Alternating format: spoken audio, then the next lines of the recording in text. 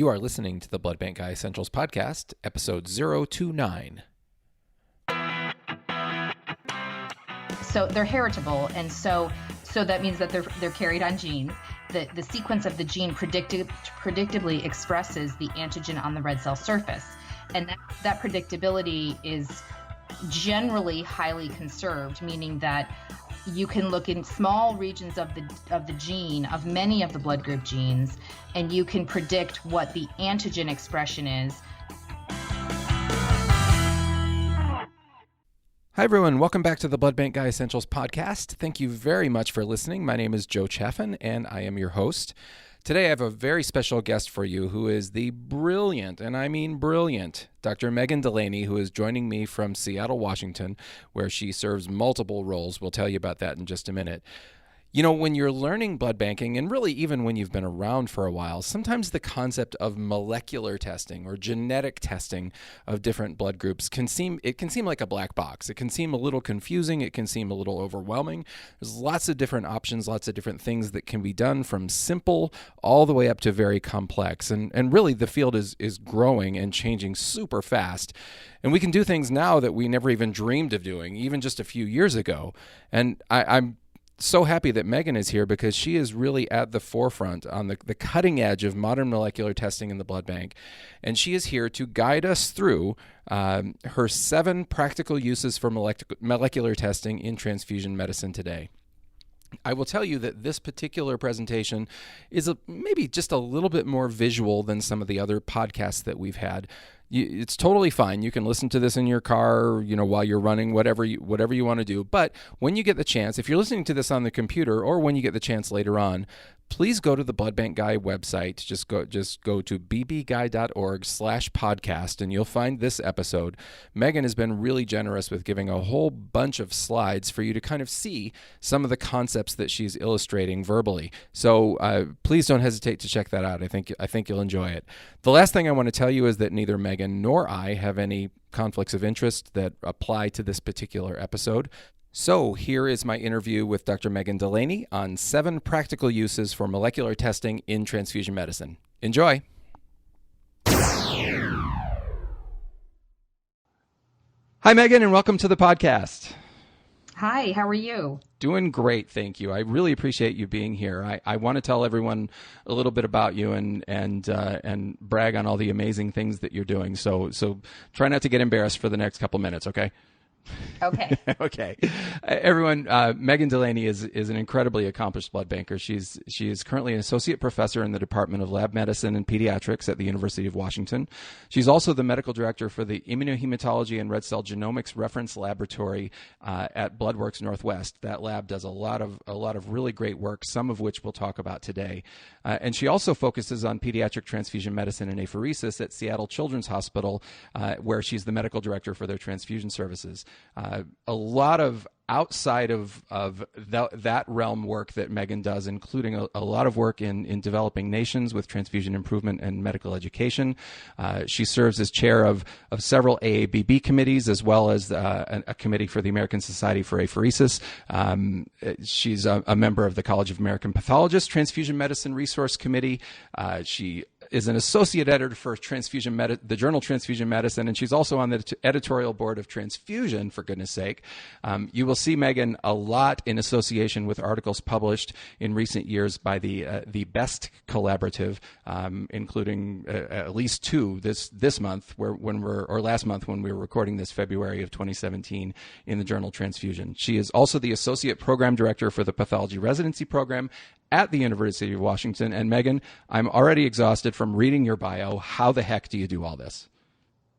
Well, I really like every aspect of transfusion medicine, and I like trying to bring things that I've learned also to countries that don't have the resources that we do. And so I just can't get enough of all the different topics. So I do a little bit of everything. Well, you certainly do, and there's literally nothing left for the rest of us. No, I'm kidding. But that you're doing some great work. You really are. And that actually brings me to the first thing that I want to ask you. And I ask this of most people that come on the podcast because I love stories. I love hearing people's stories and what kind of got them started along this pathway. So what's the story for you? What got you interested in transfusion medicine? Well, so I was always into the lab ever since high school, and decided to become a pathology resident. During pathology residency, I did my second year, my first rotation was blood banking, and I'd never done it before. And I literally, by the end of the rotation, that was 3 months long, I had decided to become a blood transfusion doctor. Wow. And, it just clicked truly. And it was the combination of amazing immunology and complex blood groups, which we'll talk about today, as well as public health and the really important kind of fast-paced clinical settings that I really enjoyed. So That's awesome. Yeah. Wow. So were there any particular mentors, any people that really influenced you when you were a young developing blood banker? Well, there's too many to be named, and many that are still my mentors. I would say that around the topic we're going to talk about today, for blood groups, both Martin Olson and Jill Story, who hosted me as a resident in Sweden to learn about blood group genomics, for someone who really didn't. At that point, I knew nothing. Wow. And they were wonderful hosts in Sweden during my residency, and I learned a great deal, and we still keep in touch. Oh, that's awesome. Well, you just kind of went straight to the top, didn't you? Yeah. Not messing around. That's great. Well, that's terrific. And that kind of brings us to our topic, though we're going to take just a minute to get to it. Everyone, I have Meghan here today to give us her 7 practical uses for molecular testing in transfusion medicine today. But Meghan, before we get to that, I do want to get your perspective on something. I think that a lot of people listening to this podcast are people that are just getting started in our field. And I think that sometimes for people that are earlier in their career or in training in laboratory medicine, whether they're pathology or whatever, or people that are clinical lab scientists in the early part of their career, I think sometimes it's a little hard to know where I don't want to say where the boundaries are, but I mean, you wear both hats. You wear a hospital transfusion service hat and a reference lab hat, and that's a little bit unusual. So I think you can give us a pretty good perspective on, well, what should be expected of a hospital transfusion service? What should a hospital transfusion service be able to do, and where does a reference lab come into play in terms of fitting all the work in together? Sure, absolutely. So a transfusion service laboratory is serving the hospital that it is in. And just like hospitals vary in size, that can be quite small to be very large, big city hospitals, a transfusion service also could be small or quite large and quite complicated. But within the confines of the transfusion service, typically they are working on getting blood out to the patient. And then in terms of immunohematology, the real focus is identifying the antibodies and providing the right blood to be released to the hospital. Where the line is drawn between the transfusion service and the immunohematology lab does differ based on the size of that hospital. So a small transfusion service might be able to do an antibody screen, but they can't do an antibody ID, whereas a large transfusion service might be able to do 3 types of, have 5 panels and do quite a bit of antibody identification, but they maybe won't be able to do an adsorption.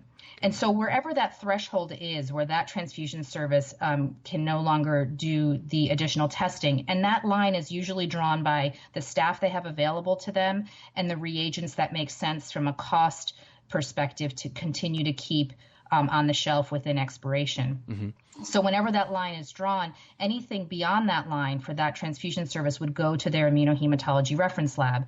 In the United States, the AABB accredits a little bit over 50 immunohematology reference labs, so that sort of pencils out to 1 per state. I think that there's, and most of those are seated at blood centers. Sure. And that's really because the blood centers are distributing all the blood to usually hundreds of hospitals, and that immunohematology reference lab is actually serving all of those hospital clients with those more advanced testing. And again, the immunohematology reference lab is going to have staff that are specifically trained to do advanced immunohematology all the time. And you'll probably have a higher frequency of having those staff have SBB degrees. And then they will have reagents, including rare reagents, so rare antisera and rare red blood cells that they really actually have to have for accreditation. And that enables them to be able to detect antibodies to low frequency antigens, antibodies to high frequency antigens. They can do chemical treatment and all sorts of advanced immunohematology, so they can help the transfusion service with those questions that they're not able to answer on their own. And they do what you and I would call the fun stuff, right? Yeah. Yeah, I love that stuff. But I admit I'm an immunohematology nerd, so I love that kind of thing. Yeah, you're preaching to the choir. Well, one of the things certainly that reference labs deal with, and that we're going to talk about in detail today when we talk about the molecular stuff. But let's back it up for just a second and talk about blood group typing when we're talking about looking at the antigens on the surface of a red cell. And obviously, everybody knows we already do that with ABO and the main Rh antigen, which we call D. But why else might it be important to actually test people for their red cell antigens? What difference does it make? How important is it that we get this kind of testing right, and what can happen if we don't? So the answer to that is all about antibodies. So if a patient has a positive antibody screen and they have made red cell antibodies, say they've made an antibody to the JKA antigen, then we first, as part of that evaluation, we typically will confirm that they themselves are JKA negative. And then we also will type the donor unit to assure that it is JKA negative. And then we will cross-match the patient to the donor. And so the typing of the minor blood group antigens, which is essentially, we'll say, everything besides ABO and RHD, is important to be able to provide cross-match compatible red blood cells for any patient, regardless of the antibodies that they may present with.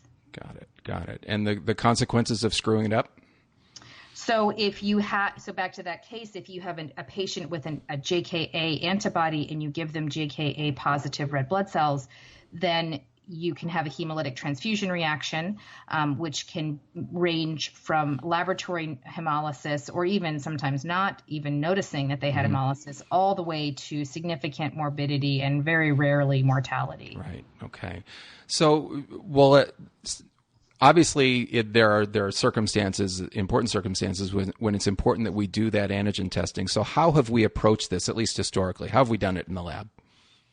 So way back in the day, we would use human patients, other patients that had antibodies as the antisera to characterize patient and donor red blood cells.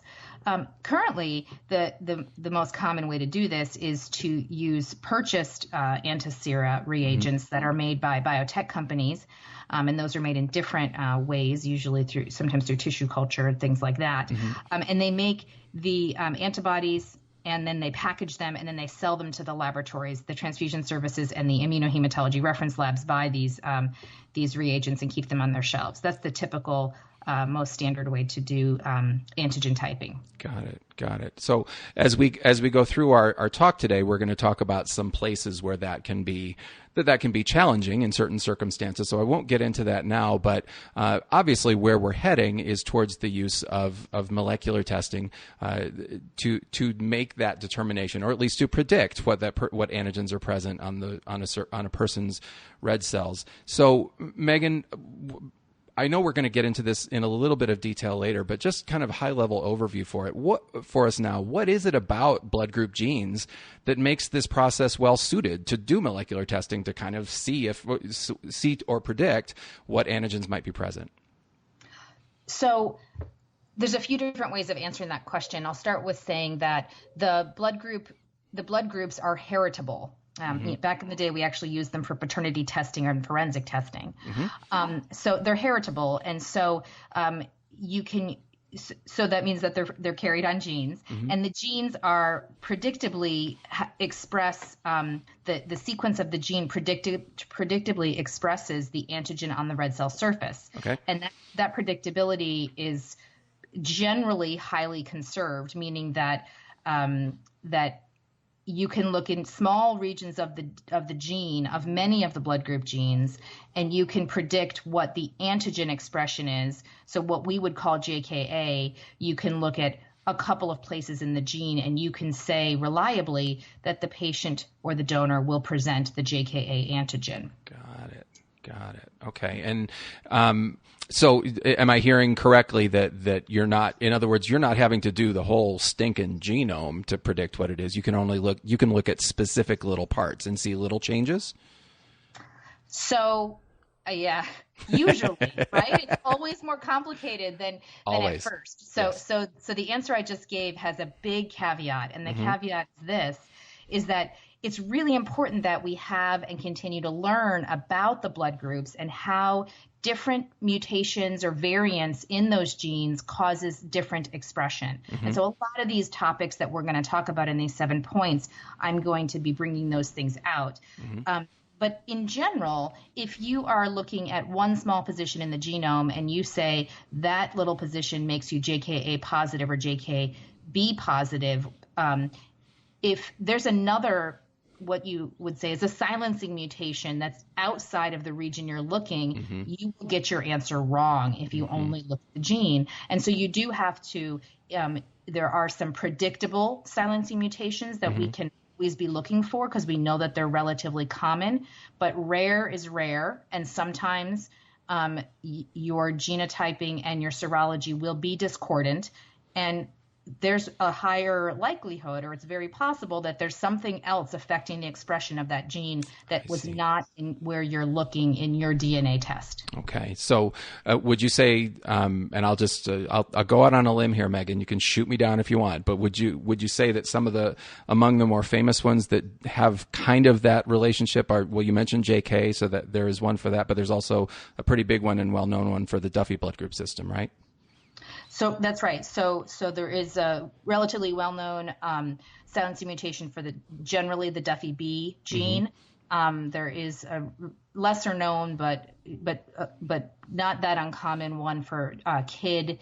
And so those are the idea of silencing mutations. However, it is more complicated than that. Right. For a gene like RH, it's not. There are some known silencing mutations, but in addition, the D gene and the CE gene over the millennia have recombined with each other, and so that means that you'll have portions of the D gene, and then portions of the CE gene, and then portions of the D gene again. Yep. And so that we call a hybrid gene or a hybrid allele, and the expression of that, and being able to call that with a genotype test is much more complicated. Got it. Okay.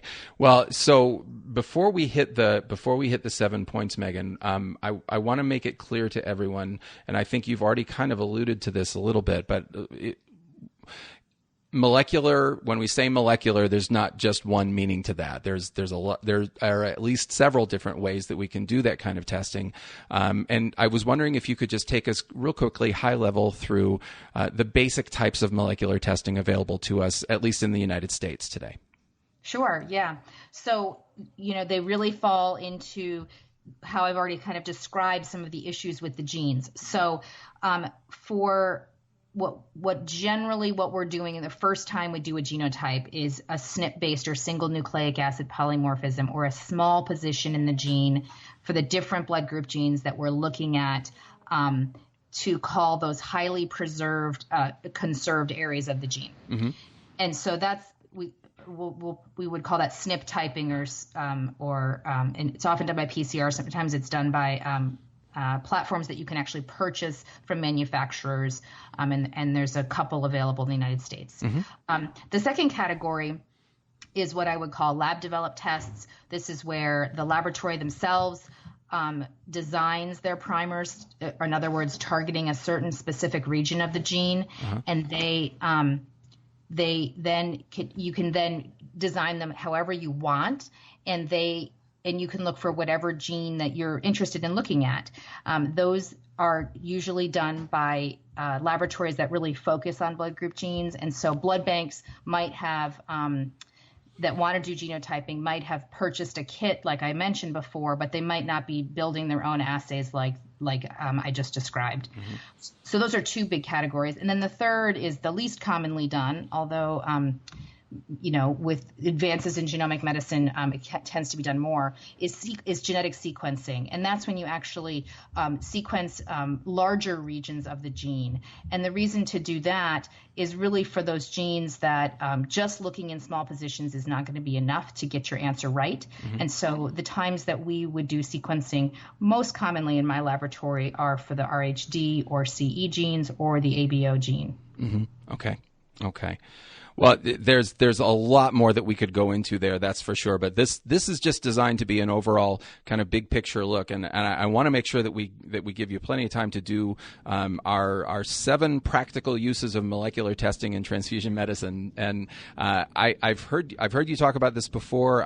You have some cases to share with us that'll just kind of take us through those 7 practical uses. And if you're ready to go, Meghan, let's do it. What's number 1?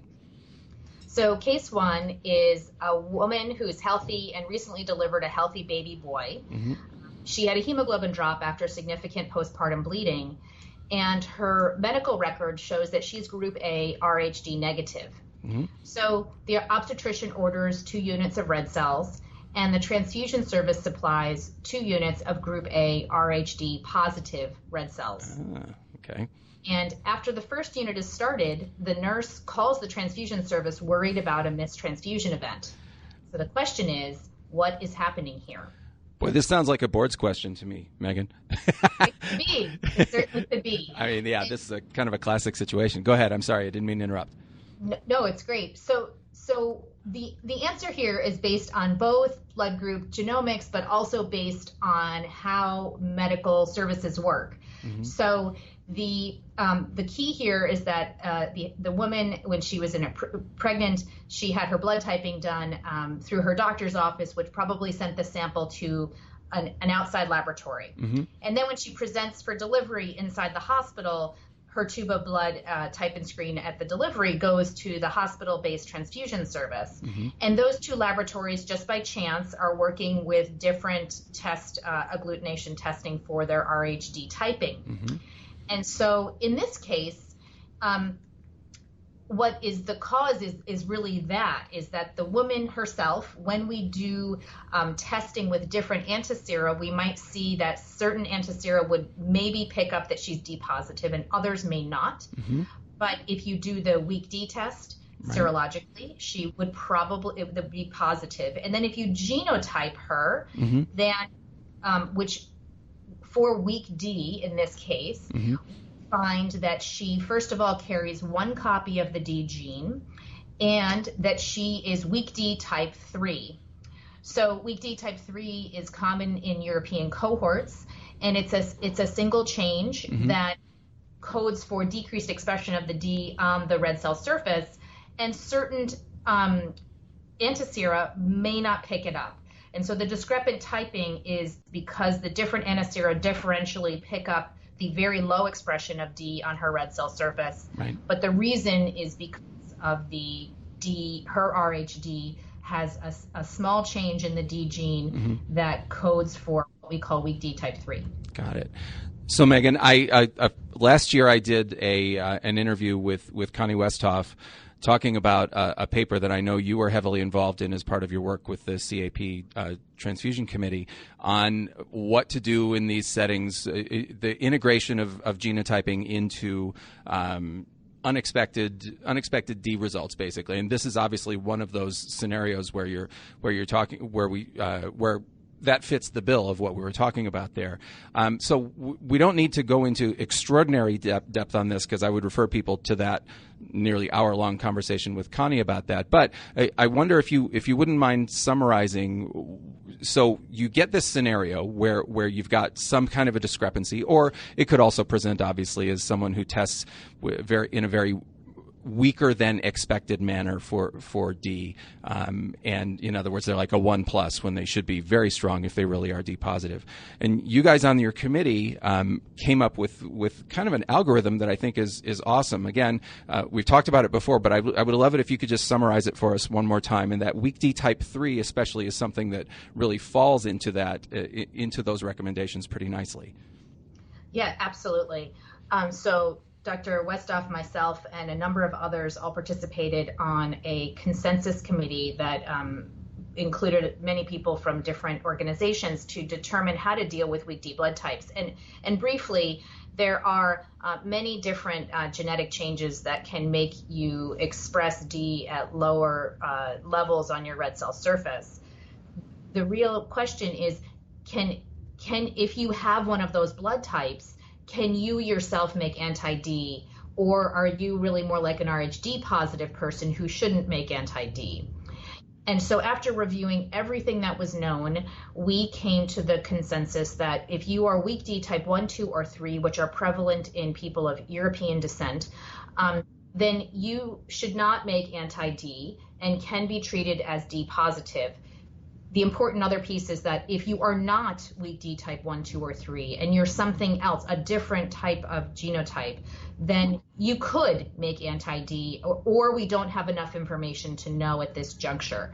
So essentially we say for women more likely in the prenatal setting than the case I just described, which is the case of a discrepancy found during a transfusion event. But at the beginning of their pregnancy, when they're first getting their D typing, if they come up as weak or they do have a discrepancy from a previous historical type, then those are the people that should deserve to have weak D genotyping done to determine if they're better handled as D positive or D negative. Got it. And just in summary for that, if someone does fall into that weak D type 1, 2, or 3 category, what practically does that mean for them in two settings, specifically in the setting where they're a mom who's either about to or has delivered a baby or is as a prenatal workup, and the second scenario where that person is going to be transfused? So if they are a woman of childbearing potential or a mom that is pregnant and would potentially need RhoGAM, if they are weak D type 1, 2, or 3, then we would say that they can be safely treated as Rhd positive, receive Rhd positive red cells, and also do not need RhoGAM. Right. If you're a transfusion recipient, it's a little different. I recently published a paper that looked historically at, this includes men and older women, and we found without genotypes, but just with serologically weak D expression, that the risk for making anti-D with serologic weak D expression after a transfusion was very, very low. And so it really, I think, clinically matters if you're in the female of childbearing potential or young girl place. But if you are not, I think you can probably safely actually not have to genotype them, and you can probably treat them as Rhd positive. Got it. Okay, that's that. I will. So everyone, I will put that reference, the link to that paper that Meghan just described in the show notes on the Blood Bank Guy website. So you will have access to be able to check that out. Okay, so we need to move on. So the first practical use of molecular testing in transfusion medicine is essentially in the resolution of Rhd discrepancies. Is that a fair way to put that? Yes, it is. Okay, so we've got number one. We've got 6 to go. All right, Meghan, so what's your second case? We're actually going to get a bonus out of the second case. We're going to get more than one practical use, so hit us with it. Okay, so the second case is a 18-year-old male with sickle cell disease who's being prepared for transfusion. A type-in screen is sent to the blood bank, and his results are group B, Rhd positive, and his antibody screen is negative. He has a hemoglobin decline noted 10 days later, and now his antibody screen is positive, and his antibody identification is an anti-big C. Okay. Interestingly, his phenotype, since he was getting Rh and K matched cells, shows that he's big C positive. Oh, so he's big C positive and he's made an anti-big C. Correct. Well, that's not supposed to happen, Meghan. Come on. It shouldn't happen. But remember what I said about RH. RH is really a very interesting blood group system genetically. Yeah. And so what is happening here, and again, a very good paper for your for your listeners is written by Stella Chow et al., published in Blood in 2013, which I'm sure Dr. Westhoff also talked about.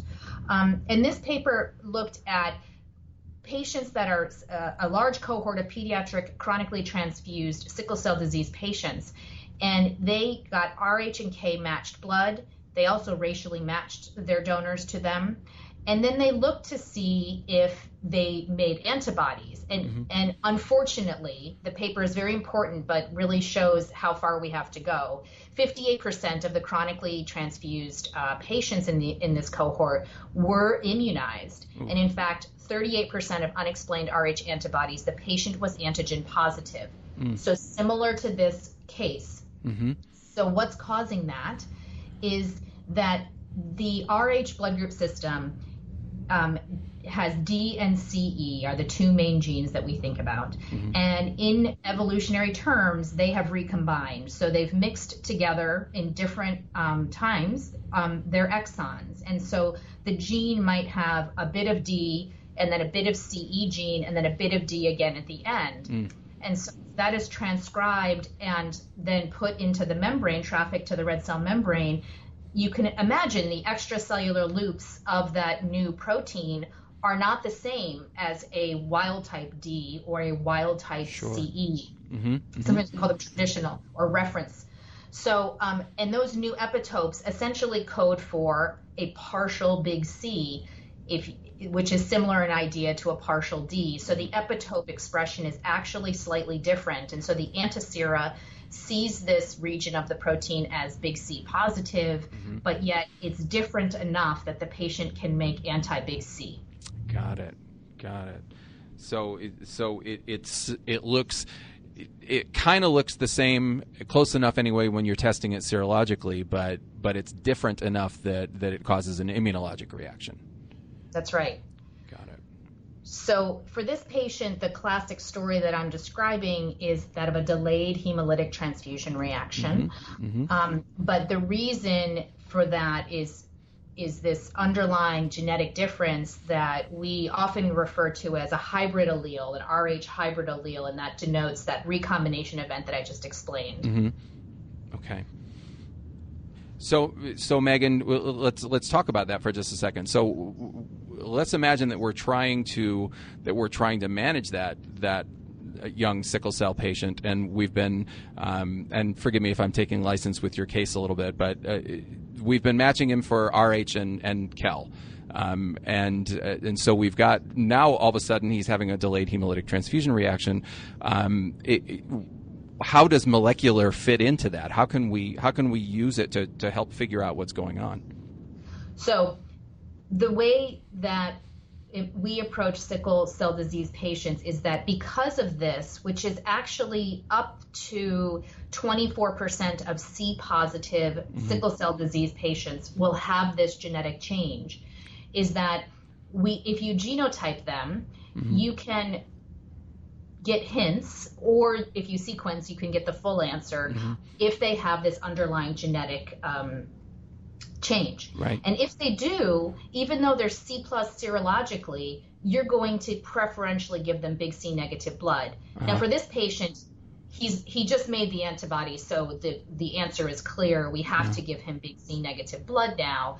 But when you're in the position before they make the antibody, because we generally match more extensively for sickle cell patients, we get a phenotype and a genotype. You need both together, and then you can see if they have the change and they're big C positive. I'm actually going to say, give them big C negative blood because they're making this antibody. Got it.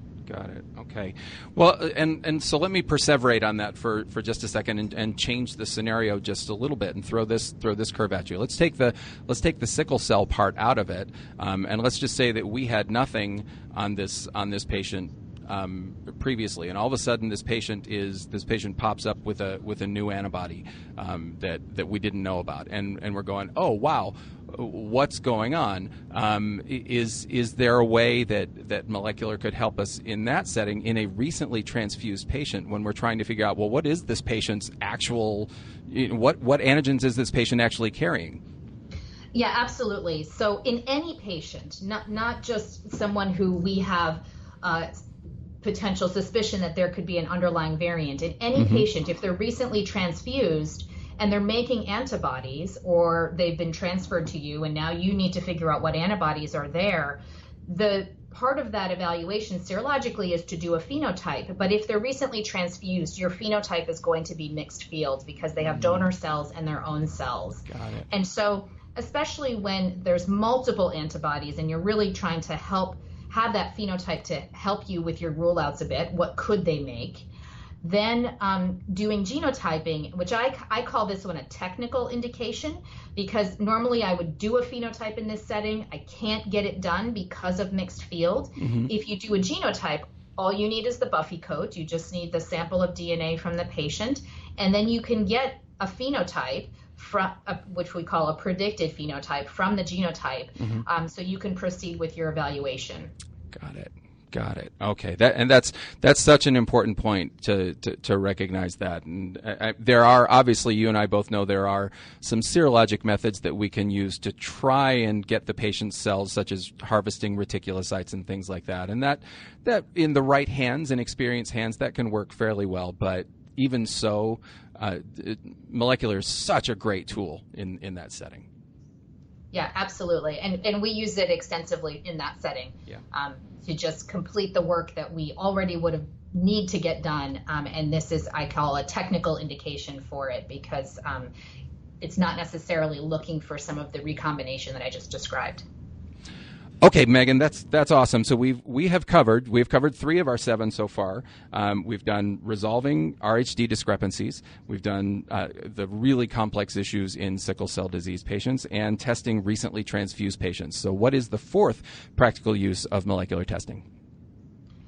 So the 4th case is this. A 52-year-old man with a past history of hepatitis C and cirrhosis presents with evidence of hemolytic anemia.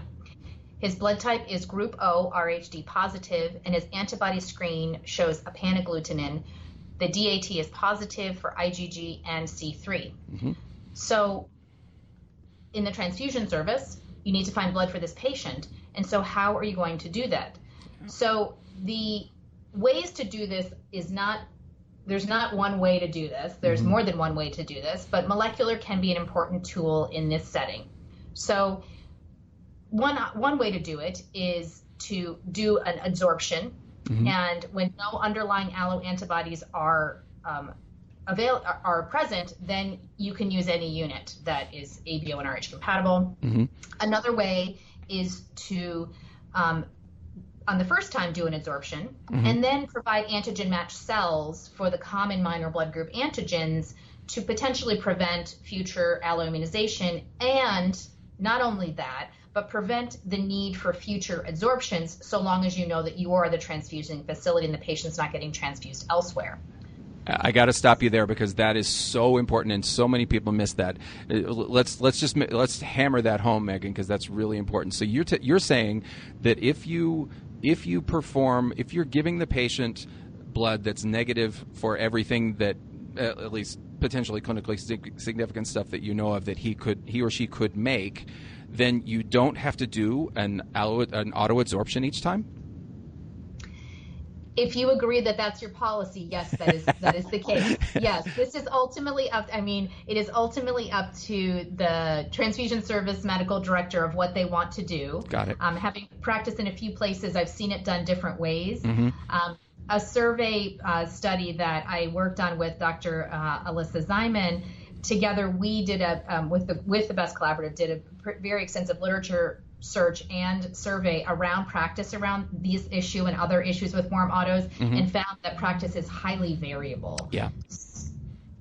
I didn't mean to interrupt you. Go ahead. Yeah, that's it. I think that as long as the community that you're serving and the transfusion medical director are comfortable with the policy, it's probably okay to do either of those approaches. Got it. Okay. And I have to ask, in that study, which, by the way, will be linked on the show page as well as everyone, and I would highly recommend it, did you guys find that you were surveying people all across was it the country, or was it just United States, or was it international? There was international sites included. Where was the use of genotyping, is that use becoming more widespread for that setting? I can't say that it definitely is, but my sense is that it is. So let's talk about how the genotyping is being used. Yeah, please. So if your policy is to match, then you can accomplish finding the phenotype two different ways. Mm-hmm. So you can clean up the cells with ego treating or different ways, and you can then do a phenotype. Mm-hmm. However, some warm autos are so strong that you really can't get the phenotype done. Got it. So, or they could be multiply transfused, kind of like our last indication, together with the warm auto. Mm-hmm. So you can use the genotype, again, to get around the serological interferences that are in that tube. And you can, by using a genotype, you can get the full phenotype and then be able to provide your antigen matched cells, again, to execute on that policy that you've decided is the way you're going to go. In terms of if people are doing it more, my sense, although we didn't really look over time when we did that survey, mm-hmm. but my sense is that if people have access and are having a genotyping test platform in their laboratory or easily provided by a reference laboratory, that they do tend to use this more. Mm-hmm. But I think that's just probably marching along in line with genotyping becoming a bit more available and commonplace today. Got it. Okay. Well, so that is very helpful, and I think that's something that most of us that hang around immunohematology reference labs deal with a lot, with those patients with warm autoantibodies. Any further thoughts on that, Meghan, before we move on to the next one? No, I think that's it. Okay. We are going to, I guess one further thought is that the next question that Dr. Ziman and I are asking together is, does that policy of giving antigen matched cells save you from alloimmunization? That's not really well known. It's only been suggested or reported in very small studies. Mm-hmm. And so again, with the similar collaborator group that was working on that paper, we're going to do as large as we can of a retrospective review of comparing kind of a comparative effectiveness of comparing centers that do prospective matching for warm auto patients and centers that do not, to see if we see any difference in alloimmunization in patients that have warm auto antibodies. So those data are to come, and it might take us a bit because it's a pretty complex data set. Well, that'll be a huge contribution. So I'm looking forward to seeing that when it does come. So awesome. Okay, so Meghan, we have covered 4 so far of the practical uses for molecular testing in transfusion medicine, including resolving RHD discrepancies, resolving some of the complex issues around sickle cell disease patients, testing recently transfused patients, and the one we just did, dealing with patients with warm autoantibodies in terms of their figuring out their predicted phenotype genotype. So we need to do the 5th one. Let's do number 5. Okay, great. So my next case is a 32-year-old man who has sickle cell disease and has multiple alloantibodies. Mm-hmm. So he has an anti-big E, a big K, a big S, a Duffy A, a JKB, a V as in Victor, mm-hmm. a probable Duffy 3, and a Dombrock A. So train wreck. And we've all seen patients like this. Yep. And so what is interesting here is that, first of all, he has a lot of antibodies, but one antibody, in particular the Dombrock A, does not have antisera available. And we tend to see it more in patients that have sickle cell disease, mm-hmm. For other reasons based on inheritance.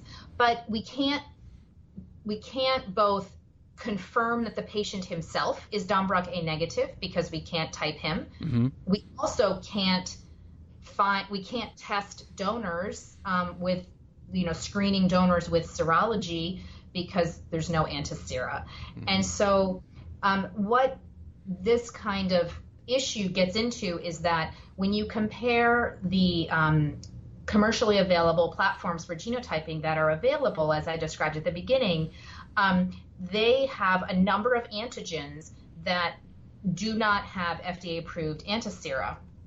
In addition, and Dombrock is one of them. So this one's kind of a more, I think, easy case to digest and understand.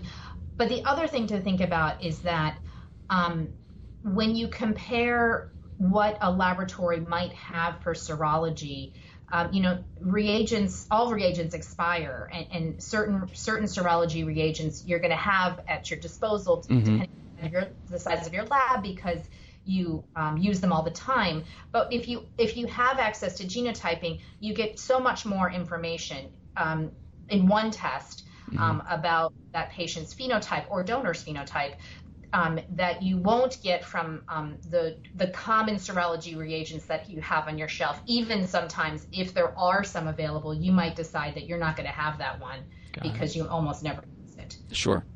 That makes sense. Yeah, as you said, that one. The use there seems really logical and practical. I deal with that a lot myself in my practice also. So cool. That one works really well. Anything else, Meghan, on that one? No, I think that's it. Awesome. So that was number 5. I won't go through them again. I'll give us a break from me reciting the list. So let's move on to the next one. And I know this next one is very important to you because you practice in a children's hospital. So let's talk about this a little bit in terms of those settings in dealing with babies. Right. So yes, as you said, mother and baby transfusion medicine is near and dear to my heart. So one of the really interesting ways that red cell genotyping can be used is to stratify for fetal risk. So in this situation, you would have, the case here is that you have a woman who is pregnant with her second or third child, and she has anti-D detected on her antibody screen. And so then you immediately say, well, what do? We need to know if this antibody, which could be highly dangerous if the baby is RHD positive, and we need to figure that out. So there is essentially an algorithm of how you would do that. So if we start with non-D, it makes a lot of sense. So if it's an anti-Kel and you have the father and paternity is assured, you would phenotype the father for big K and little k. And if he's homozygous big K, you would say the fetus is at risk. This is what you would be telling the obstetrician. And you would say, you need to continue in your high-risk pathways using titers, ultrasounds, and all the bells and whistles that they do for high-risk sensitized pregnancies.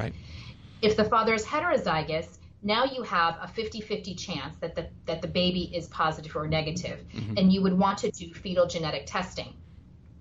So we'll just leave it there for a minute. Now, if it's D, we're in a different place because we don't have an antisera for D and not D like we do for big K and little k. And so what we can do is we can go back to our genotyping toolkit. We can take a sample from the father, and we can look for evidence that the D gene has been deleted in one copy of D gene deleted and one copy of D being positive. So now you have a heterozygote, or in the unfortunate situation that the baby's definitely at risk, the father would be homozygous for D. So I find this really interesting because these samples are actually referred to my genotyping lab, not through serology, not by virtue of first coming to the serology lab and then coming to genotyping, but directly from high-risk OB offices directly to genotyping. Oh, wow. Really? Interesting. So that's a little bit different. Another thing then is to say, okay, if we are in that 50-50, we're not sure, then what do you do? So what you do then is you want to get a DNA sample from the fetus. And there's 2 ways to do that. One way is if an amniocentesis is done and they grow amniocytes, just like other genetic testing that's done directly on fetal cells, then the amniocytes can be sent to the genotyping lab and the fetal genotype can be determined. So we can predict the blood type in utero. Now, people don't want to do amniocentesis, and in fact, although it's still done. But there is a newer technology that is during the pregnancy, the pregnant mom has fragments of fetal DNA that have crossed through the placental circulation into her circulation, that if you take a peripheral sample from the mother, you can do cell-free, capture the cell-free DNA in maternal plasma. And again, in this instance, look for the D gene. Wow. That's so cool. Meghan, is that something that your lab can do, for example, or is that something that's limited to only certain specific labs? So good question, and a bit of a loaded question. So sorry, that's okay. So the test itself is typically done using real-time PCR since it's sensitive and we're trying to pick up little fragments of D. Technically, my lab and other labs in the U.S. can do it. Over the past decade, there have been some confusing patent issues about who is allowed to do this testing. I won't go into it any more than that. But the test for D is available in the United States, and who can do it is evolving. I gotcha.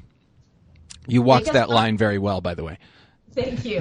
One of the other things I do want to mention, though, is that in Europe, they have a different environment. And in fact, a lot of European countries have moved to this interesting approach. They have highly accessible fetal DNA testing for the fetus D typing. And in fact, if a mom is D negative early in her pregnancy, they actually do this testing to decide if she needs RhoGAM. Oh, wow. So putting it way upstream, where I just described a generally U.S.-based practice for the most part is when moms are sensitized. The European practice has moved this kind of advanced genotyping of the fetal DNA way upstream. And, someday we might have that kind of approach as well. And I can't say it doesn't happen from time to time in the U.S. I'm just saying in the U.S. it generally tends to be we're looking for this when a mom is already sensitized. Gotcha. That's really, really interesting. That's so cool. Okay. Well, I think that we've covered 6 of the 7, and I gotta recite them off just to make sure that everybody's on board with us. So the first practical use for molecular testing in transfusion medicine today is resolving RHD discrepancies. Second is the complex issues in sickle cell disease patients. The third is testing recently transfused patients. The fourth is dealing with figuring out genotypes in patients with warm autoantibodies. The fifth is those scary cases where you're testing for antigens for which we don't have any approved anti-sera, such things like Dombrock, for example. And then the last one that we just did is the stratification of fetal risk. Now, the last one, both you and I are, you wear multiple hats. I'm now wearing one hat as a donor center person. So let's talk about that in terms of molecular use in blood donors. Right. So my last case is more of a case from a blood supply perspective, right? So the mission of blood centers, blood suppliers, is to always have blood for the patient, no matter which patient it is. If you have no antibodies or if you have 5 antibodies, and so we always need to have that blood. And so you can find those donors different ways. You could serologically be typing donors in a programmatic approach. But what we found when we started to do genotyping quite a while ago is that, going back to what I was saying about the commercially available platforms and how you get so much more information from one genotype test. And so what blood centers are finding is that if we do the multiple blood group genotype testing on selected blood donors, that we get way more information, so many more antigens. And by chance, if you type 1,000 of them, you're going to find 1, maybe 2, very rare donor, right? That's negative for a high prevalence antigen, and that's a very special donor. So you get multiple antigens, and you put that in your computer system, and then by chance, by typing more and more and more, you find these people who are negative for high prevalence antigens, and now you've just found a rare blood donor. Got it. Yeah, that's awesome. And I know that I think I've heard you let me try that again.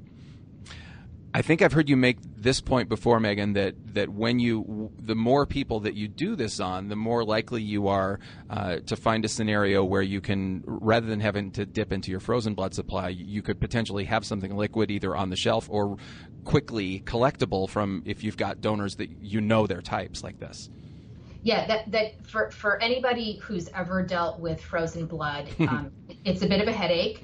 And when you ship frozen blood, which is often what you're doing with frozen blood, because you can't even find the unit, it's so rare, you might not have it, or you're shipping it to somebody else who doesn't have it. It breaks because it just is not. The plastic bags don't stand up to that kind of wear and tear and freezing. And so having all that information it becomes in your database.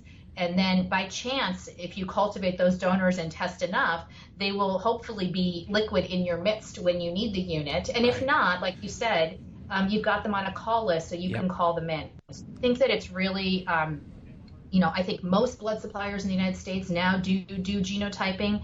I think we're all figuring out how much to do of it, but I think that it's pretty standard and common to be doing genotyping on your donors these days. Yeah, I completely agree. It's been, from my perspective as well, a really, really, really useful tool, and I'm excited to do even more of it. I don't think we're quite as far in my center as you are in yours, Meghan, but we're working on it, and it does make a huge difference. I've already seen the effects, so absolutely.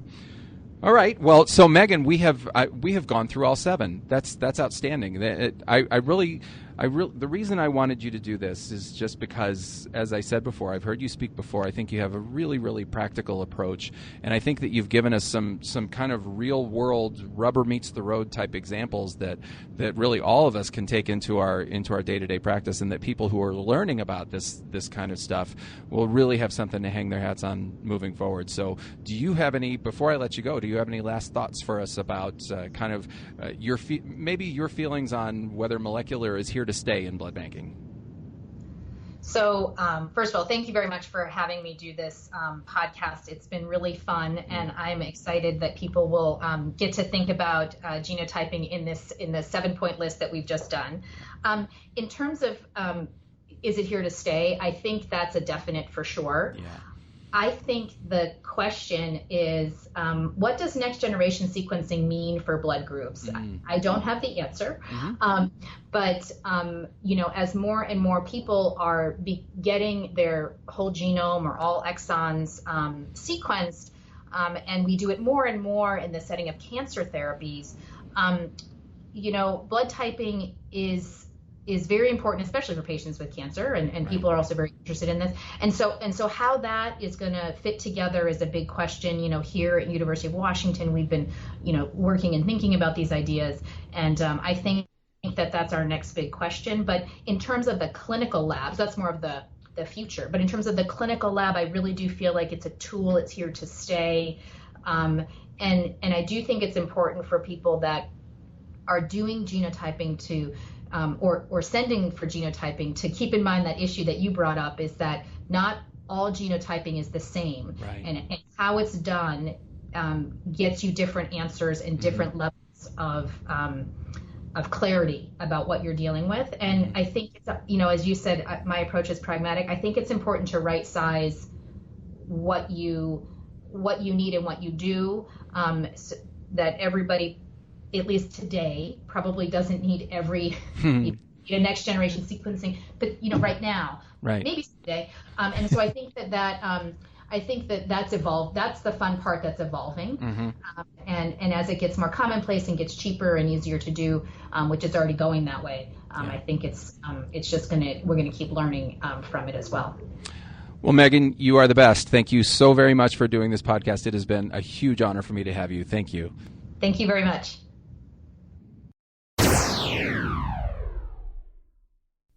I hope that you can see why I was so excited about having Meghan on the podcast. So much good stuff there, and I hope that you enjoyed it. I really hope, actually, that this has opened up your eyes or maybe clarified some points of confusion for you.